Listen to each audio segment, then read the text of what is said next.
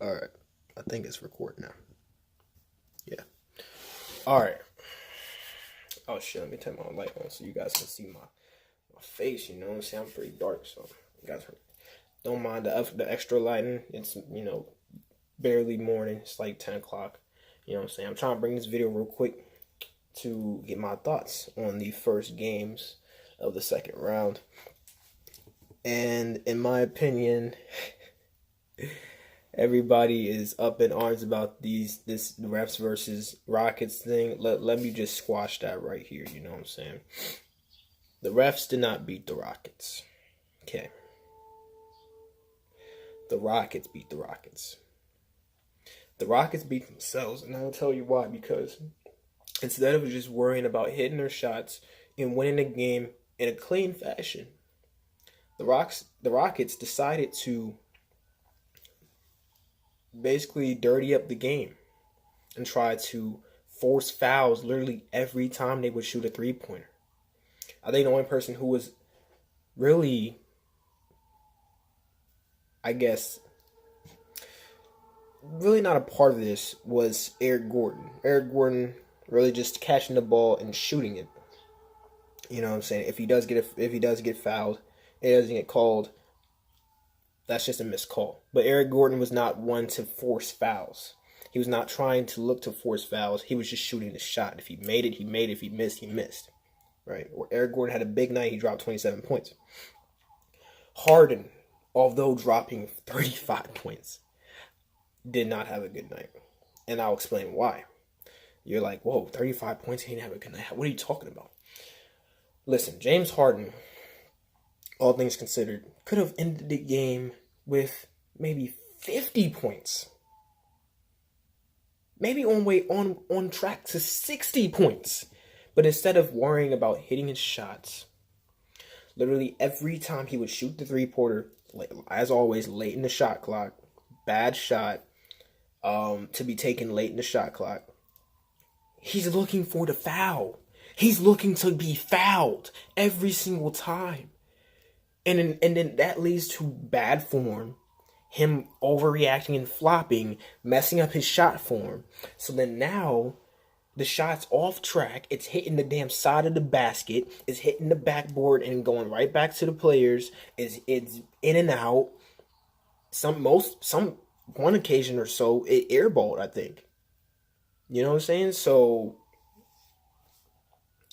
for all you Rockets fans, right? For anybody who's, let me back up a little bit. For anybody who's cheering for the Rockets, listen. James Harden has to hit his shots. James Harden has to hit his shots. And I'm not going to say it's just James Harden. Clint Capella, where were you at? Clint Capella was a ghost the goddamn whole game. That's probably not going to happen again, but let's be honest. That was a big factor in how the Warriors not only out-rebounded the Rockets, but they just really dominated in the paint area. At least in terms of getting offensive and defensive boards over the Rockets. Because Clint Capella was a ghost. PJ Tucker, 0 for 4 from the field, played whole 39 minutes and did not score not 1 point. That's not really bad because as you know, I don't know if I ever covered the Kyle Lowry thing. Just because someone does not score points does not mean they weren't productive during the game. PJ Tucker played absolute great defense.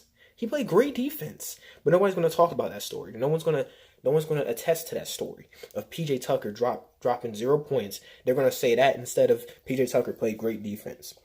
He was on KD. He was playing good defense. He was on this person. He was playing good defense. PJ Tucker was in there like really banging with these boys and playing really good defense. But no one's going to talk about that because, oh, he dropped 0 points. He didn't even help us win. He didn't contribute to the team's score. We would have probably won if he scored some points. Well, while that is also still correct, you know what I'm saying? Keep in mind, PJ Tucker is not going to always not score. I'm sorry, let me get that correct. PJ Tucker is not going to always score 0 points. He's going to get his baskets sometime in this series. You know what I'm saying? But just like how there's something wrong with the Rockets, and how they're not going to always do something. On the other side of the coin, even though the Warriors won, it was a sloppy one, and I'll get to that. KD dropped 35 points. Good night. Good night for KD. But was it extremely dominant like the other times, like against the Clippers where he dropped 50 and he dropped 45 on back-to-back games? I wouldn't say so. Hold on, my shit started blurring. And the reason I say that is because KD was literally the main option the whole game. You would think KD should have more points if that's the case. But as the Warriors are a system, they try to get each other involved in the game.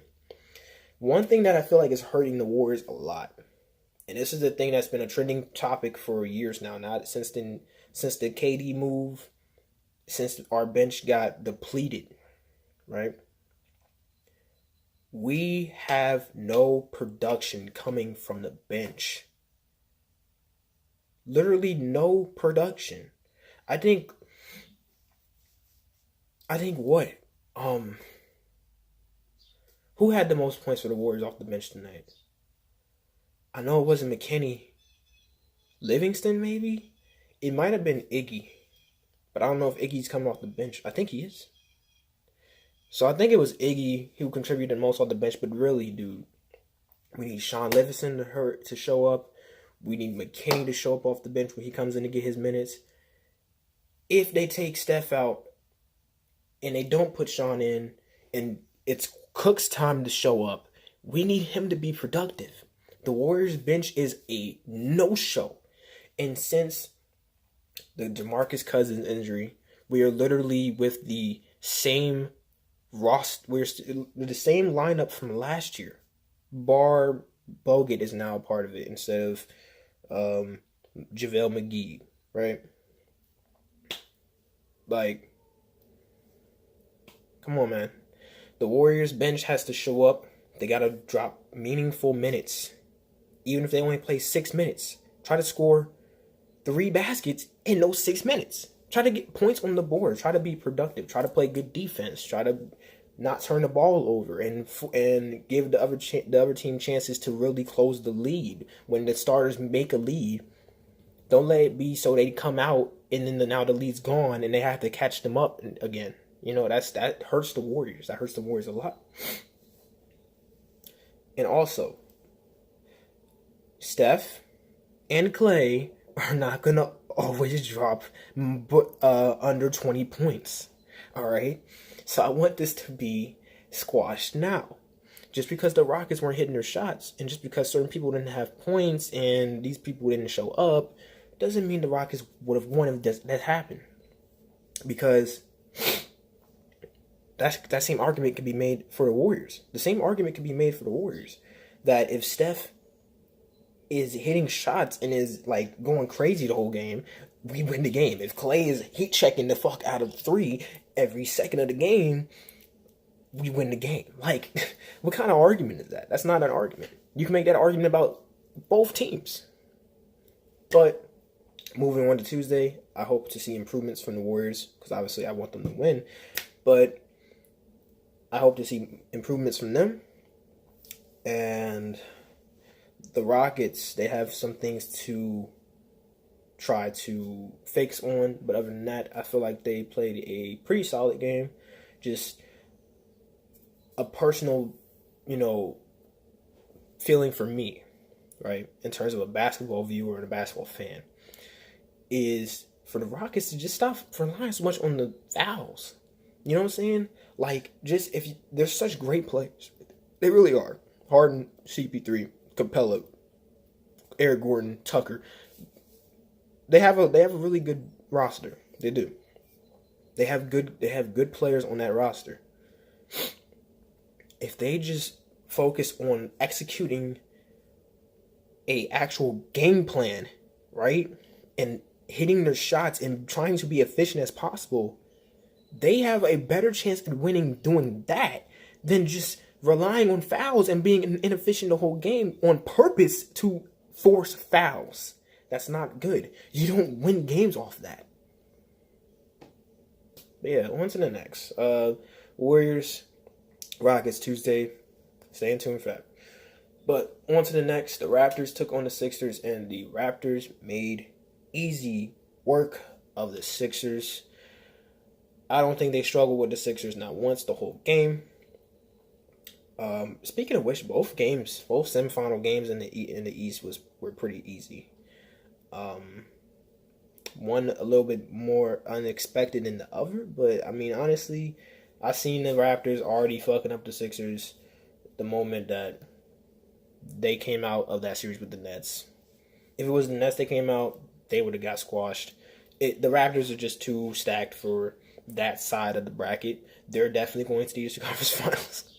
But the more compelling scene to look at is the Bucks versus Celtics series. But what I want to say right now about the Raptors Sixers, just to get this out the way, is that Embiid, if Embiid and Simmons are able to really make noise in this series, I feel like they're the key factors.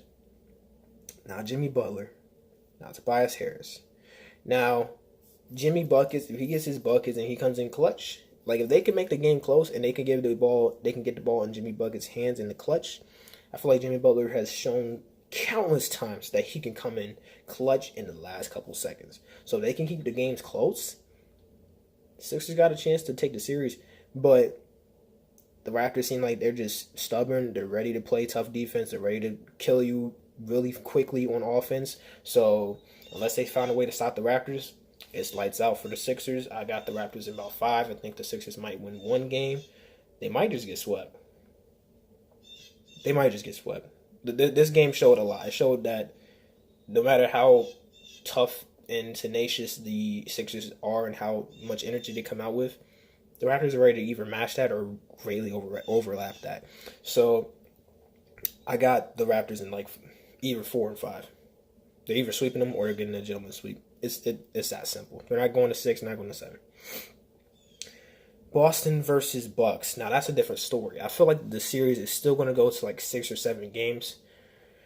But this first game was a dominant performance by the Celtics. I feel like the Celtics really went out there and they handled business. They were businessmen. They were businessmen. They handled business, my guy. They handled business. The Bucks. Now, mind you, they weren't really hitting the shots they usually hit.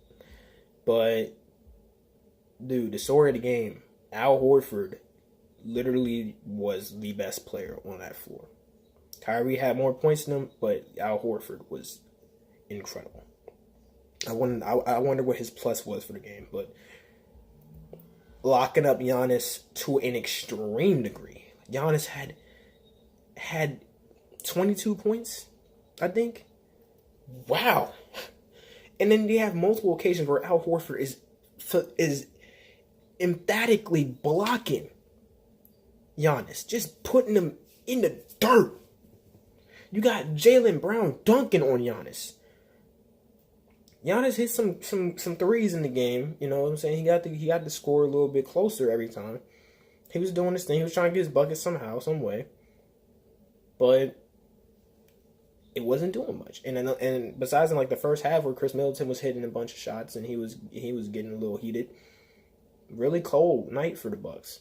I don't think that's going to always happen. It's one of those things like with the Rockets, but in this case it was a little bit more extreme for the Bucks. I don't feel like there's going to be a night like this every night for the Bucks.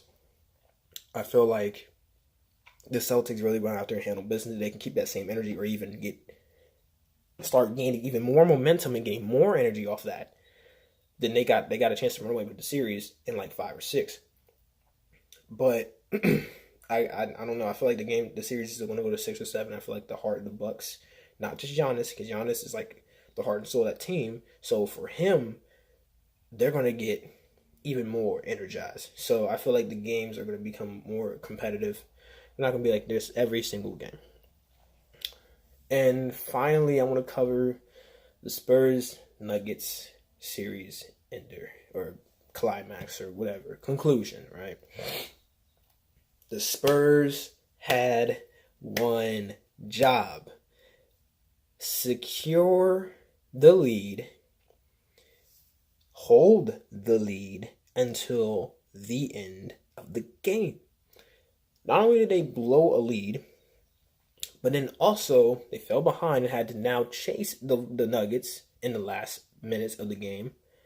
And while they started making ground, it was like a 2-point game at some point. People like to say, oh, they should have fouled. Pop was calling for a foul. It's understandable, but if they foul a good shooter, it really doesn't matter if they fouled, because then it's just meaningless. So, and they're going to obviously get the ball into the good shooter's hands so that they make those free throws if you choose to foul them. So at the end of the day, my prediction did not come to light. The Nuggets did survive the Spurs in 7. But I feel like it really showed a lot that the Spurs took the Nuggets to 7 games. I feel like the Spurs are always a team that's scary to face in the first round because you never really can count them out in a series. They're always looking to upset. They have had history where they've upset people. They've upset certain teams, right? But the Nuggets versus the Trailblazers is next round. I don't know, man. I got Trailblazers in 6. Trailblazers in 6. They might get it done in 5. I don't think it's gonna be a sweep. I think the Nuggets got too much pride in that, but it's gonna definitely go to like 5 or 6 games. It's not gonna go to 7. I don't think so. Not from what the Nuggets showed us with the Spurs. I don't think the Trailblazers are gonna give them any kind of room to breathe. They're gonna hit them in the mouth early. They're gonna try to run away. They're gonna try to run away with it, right? And then the Nuggets are going to just do everything they can to win 1 game, maybe 2. Show that Clippers fighting, right? And it's going to be over. And we'll all wonder what happened. And we're going to all know what happened. The Trailblazers were just a better team. The Nuggets barely survived the Spurs, and they got shown the door. And I'm not going to feel bad because I've seen a lot of Nuggets fans in the comments and you know, in different videos and such talking about, you know, the Spurs fans in such a negative light and, you know, just really showing no respect, really just being so full of themselves, like, oh my god, like, it took longer than expected, but we got it done because obviously we're the number 2 seed. How are we gonna lose to the Spurs? Blah, blah, blah, blah.